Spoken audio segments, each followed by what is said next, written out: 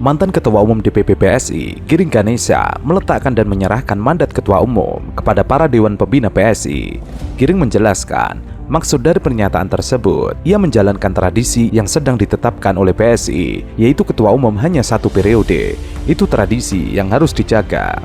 Giring menuturkan, PSI merupakan milik anak muda, sedangkan ia sudah bukan lagi anak muda. Karena itu, ia menyebut akan mengembalikan PSI kepada pemiliknya yang merupakan anak muda. Ia mengaku sudah berumur 40 tahun. Saatnya mengembalikan ke anak muda agar anak muda lebih banyak lagi yang masuk PSI untuk berjuang bersama PSI.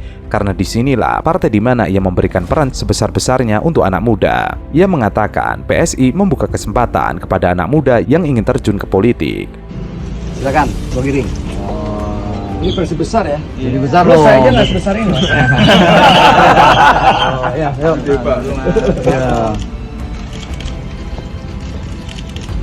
Aslinya. Aslinya. Ya ini versi gua. Kita foto dulu lah ya. Baginya, PSI adalah ruang yang tepat bagi anak muda belajar politik. Ia mengembalikan ke anak muda adalah membuka kesempatan anak muda untuk masuk ke politik. Karena semua tahu, entry barrier-nya anak muda masuk politik adalah 1 mahar, kedua adalah biaya kampanye yang mahal. Lebih lanjut, ia mengatakan tetap akan di PSI meski masa jabatannya sebagai ketua umum berakhir. Ia menekankan tidak akan pindah. Giring menyampaikan pernyataannya dalam video yang diunggah di Instagram resminya. Giring mengungkit ria-ria politik yang melibatkan PSI beberapa waktu lalu. Giring menceritakan dirinya yang menginjak usia 40 tahun beberapa minggu lalu. Ia mengaku mendapatkan banyak perhatian dari sahabat hingga keluarga tercinta. Giring juga mengungkit dirinya sudah tua. Karena itu, Giring mengaku siap mengembalikan partai ke tangan pemilih asli, yakni anak muda. Oleh karena itu saya dalam hati saya punya kewajiban penting untuk mewujudkan semua mimpi-mimpi dari orang-orang yang saya sayangi dan saya hormati. Dan di mana momen itu saya bilang begini, saya ngomong begini.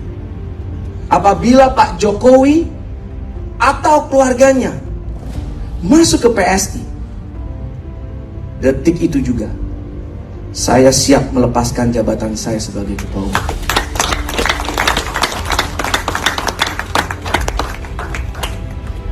Oleh karena itu, di sore hari ini kita berikan apresiasi yang paling kencang buat Pak Jokowi. Boleh kita tepuk tangan buat Pak Jokowi, buat Bro Kaisang, dan juga buat para Dewan Pembina yang luar biasa mewujudkan mimpi-mimpi kita. Bro Ensis, saya bukan ahli politik, strategi politik seperti Bro Jen, Bro Ipul, Bro Ete. Saya juga kalau lagi diwawancara ngomongnya nggak selancar Mas Waketum, Sis Grace atau Sis Isyana. Saya kalau bergadang masih kalah hebat sama Gustin. Kalau buat ngolah-ngolah orang masih kalah sama Bro, bukan Bro Kamar sama Bro Yuli. Kalau megang mic buat pidato masih kalah jauh sama Bro Melki. Tapi untuk cinta, ketulusan, dan pengorbanan untuk partai ini, kalian boleh puji saya.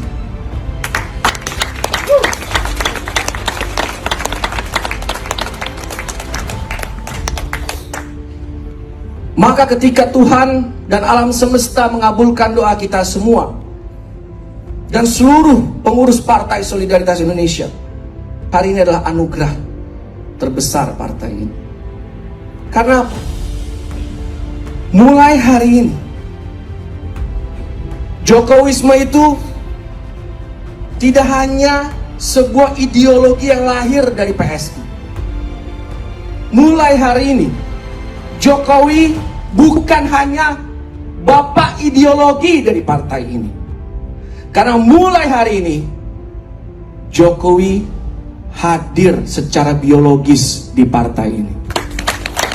Sementara itu, Wakil Ketua Dewan Pembina DPP PSI, Krisna Tali, menjawab pertanyaan tentang kebijakan internal partainya yang langsung menetapkan putra Presiden Jokowi, Kaisang Pangarep, menjadi Ketua Umum PSI. Padahal, Kaisang baru bergabung ke PSI 2 hari lalu.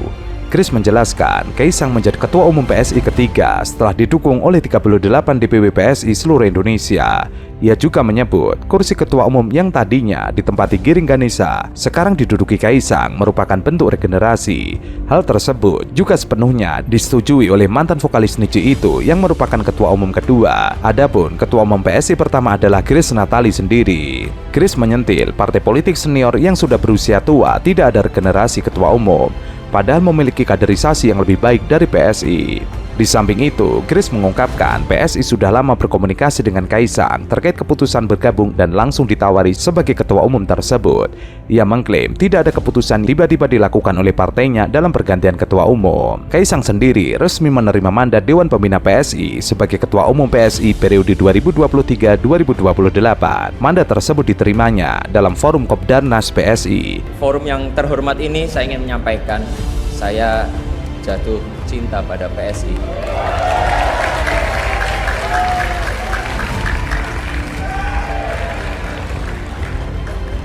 Partai dengan idealisme dan integritas yang kokoh dan konsisten dalam perjuangan anak muda.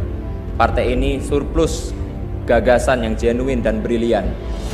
Hanya saja butuh energi yang berkali-kali lipat lebih besar agar energinya itu tidak hanya menggema di kota-kota, tapi juga sampai ke pelosok desa.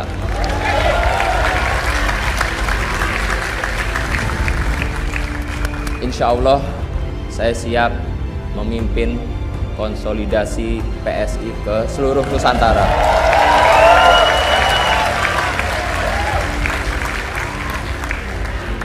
Saya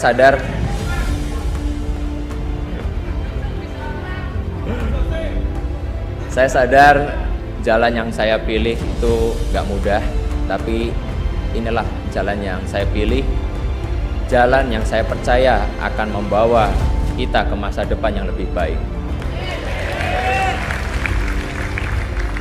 Kemarin di media sosial ketika saya menerima friendship card ya KTA PSI, banyak yang ngeledek, Kaisang kok masuk partai kecil. Kenapa nggak masuk ke partai besar aja yang udah ada di DPR? Saya justru masuk PSI karena partai ini masih kecil. Saya tertarik gabung PSI karena PSI belum ada di DPR. Dan saya ingin berjuang bersama kawan-kawan semua di sini.